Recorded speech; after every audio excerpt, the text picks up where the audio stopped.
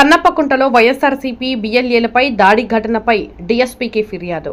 డోన్ మండలం కన్నప్పకుంట గ్రామంలో వైఎస్ఆర్సీపీ బిఎల్ఏలపై జరిగిన దాడి ఘటనను ఖండిస్తూ వైఎస్ఆర్సీపీ నాయకులు డోన్ డీఎస్పీకి ఫిర్యాదు చేశారు. టీడీపీ నాయకుడు మధుసూదన్ రెడ్డి కులం పేరుతో దూషిస్తూ తన కుమారులతో కలిసి వైఎస్ఆర్సీపీ బిఎల్ఏ భరత్ మరియు అతని సోదరుడిపై రాళ్లతో దాడి చేశారని ఫిర్యాదులో పేర్కొన్నారు. ఈ ఘటనపై సమగ్ర విచారణ జరిపి బాధ్యులపై కఠిన చర్యలు తీసుకోవాలని వారు డీఎస్పీని కోరారు.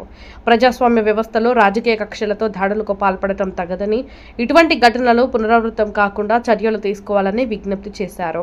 ఫిర్యాదు కార్యక్రమంలో రాష్ట్ర మాజీ meat corporation chairman Sriramulu, MPP Regati Rajasekhar Reddy, volunteer విభాగం అధ్యక్షుడు పోస్ట్ ప్రసాద్, రాష్ట్ర వైఎస్ఆర్సీపీ విద్యార్థి విభాగం అధ్యక్షుడు కటారుకొండ సాయి కుమార్, కర్నూలు జిల్లా వైఎస్ఆర్సీపీ రజక సంఘం అధ్యక్షుడు బలరాముడు, నంద్యాల జిల్లా విద్యార్థి విభాగం అధ్యక్షుడు సురేష్ యాదవ్, మున్సిపల్ మాజీ vice chairman Zakir Hussain, R E Rajavardhan, మండల అధ్యక్షుడు సోమేష్ యాదవ్, చంద్రతో పాటు పార్టీ నాయకులు, రజక సంఘం ప్రతినిధులు, బీసీ సంఘాల నాయకులు పాల్గొన్నారు.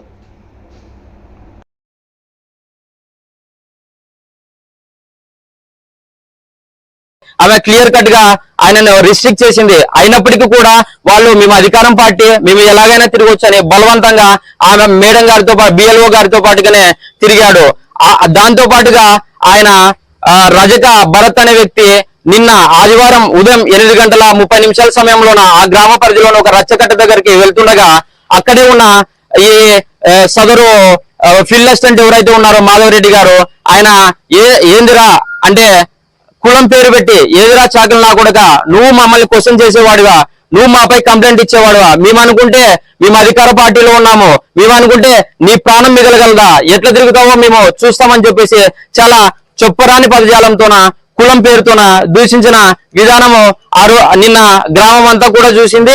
అక్కడికి కూడా ఈయన ఏదో అని సర్దుకొని, పరిస్థితి బాగాలేక ఇట్లా జరుగుతుందని సర్దుకొని తనంతకు తాను మాటలు పడి కూడా అవమానాన్ని భరించి కూడా ఇంటికి వెళ్తే, మరి తర్వాత ఎవరైతే ఆ ఫీల్డ్ అసిస్టెంట్ మాధవరెడ్డి గారి తండ్రి మధుసూదన్ రెడ్డి గారు ఉన్నారో, ఆయన తన మరొక కొడుకు మహేశ్వర్ రెడ్డిని, తర్వాత ఇంకో కొడుకు మాధవరెడ్డిని, తండ్రి మహేశ్వరరెడ్డి, ముగ్గురు కలిసి, ఒక తండ్రి ఇద్దరు కొడుకులు ముగ్గురు కలిసి ఈ సదరు భరత్ అనే వ్యక్తి రజకు ఇంటికి వెళ్లి తీవ్రంగా దాడి చేసే ప్రయత్నం చేశారు, కర్రలతోన కత్తులతోన.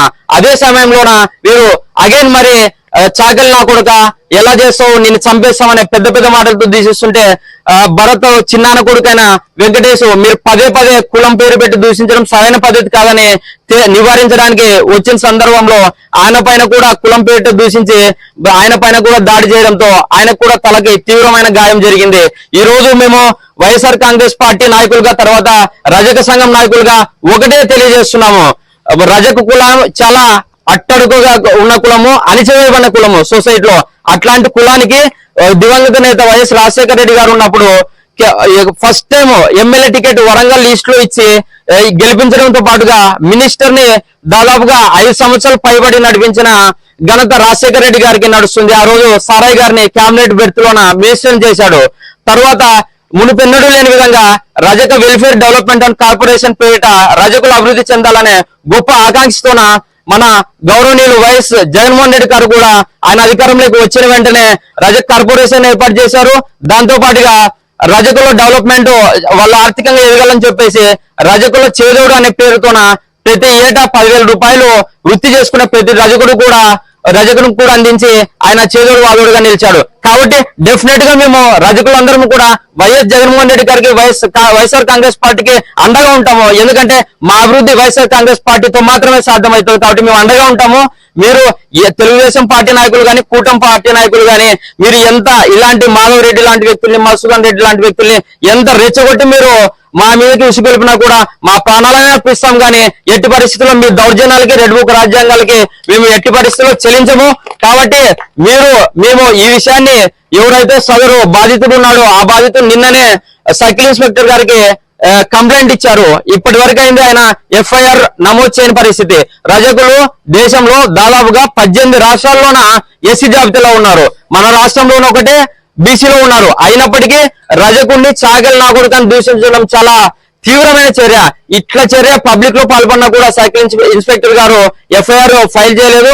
అందుకని మేమంతా జిల్లాలోనే రజక సంఘం నాయకులు, తర్వాత బీసీ సంఘం నాయకులు, ఆ వైఎస్ఆర్ కాంగ్రెస్ పార్టీ నాయకులు అందరం కూడా వచ్చి ఈ రోజు డిఎస్పీ గారికి మేము విషయాన్ని తెలియజేసి రిప్రజెంటేషన్ ఇచ్చాము. గౌరవ డిఎస్పీ గారు కూడా మాకు వెంటనే దీనిపైన చర్యలు తీసుకుంటామని చెప్పేసి, అదే విధంగా అక్కడున్న సైకిల్ ఇన్స్పెక్టర్ గారికి కూడా ఇన్స్ట్రక్షన్ ఇచ్చారు వెంటనే ఎఫ్ఐఆర్ ఫైల్ చేయమని. కాబట్టి మేము ఆయన సానుకూలంగా స్పందించినందుకు మేము ఇక్కడితో వెనక్కి తిరుగుతున్నాము. ఒకటే క్లియర్ గా మేము హెచ్చరిస్తున్నాము, మాకు కానీ న్యాయం జరగని పక్షంలో జిల్లా వ్యాప్తంగా ఉన్న రజకుల్లో, అవసరమైతే రాష్ట్ర వ్యాప్తంగా ఉన్న రజకుల్లో, అదే మాదిరిగా బీసీలందరినీ కలుపుకొని కూడా ఖచ్చితంగా పెద్ద ఎత్తున నిరసన కార్యక్రమాలకు, రాస్తారోకోలకు, బంధులకు పిలుపునిస్తాము అతి త్వరలోనని చెప్పేసి హెచ్చరిస్తున్నాము. కాబట్టి రజకులకు, తర్వాత సంబంధిత భరత్ గారికి, వెంకటేష్ గారికి వెంటనే న్యాయం చేయాలని చెప్పేసి డిమాండ్ చేస్తూ సెలవు తీసుకుంటున్నాను. నా పేరు కటారకోన సాయి కుమార్, రాష్ట్ర కార్యదర్శి, వైఎస్ఆర్ కాంగ్రెస్ పార్టీ విద్యార్థి విభాగం.